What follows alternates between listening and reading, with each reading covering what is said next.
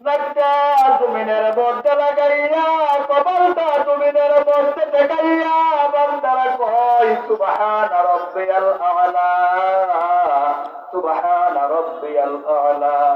আমার প্রাণের ভাইয়েরা, আমি আর আপনি নামাজের মাধ্যমে আল্লাহ তাআলার কত নিকটে চলে গেলাম। দেখেন নবী আলাইহিস সালাতু ওয়াস সালাম ডাক দিয়া কয়, কোন বান্দা যখন নামাজের মধ্যে দাঁড়িয়ে যায় আল্লাহর মধ্যে আর বান্দার মধ্যে তখন কোন পর্দা থাকে না। জোরে কোন সুবহানাল্লাহ। দিনপুরের মুসলমান ভাইয়েরা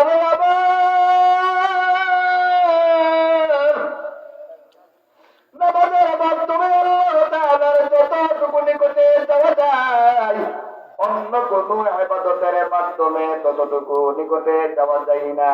আমার আল্লাহ রাজা কই ফেরেশতারা, আমার বান্দা সেজদা থেকে সোজা হয়ে বসলো, এইগুলো কেন করলো? ফেরেশতারা ডাক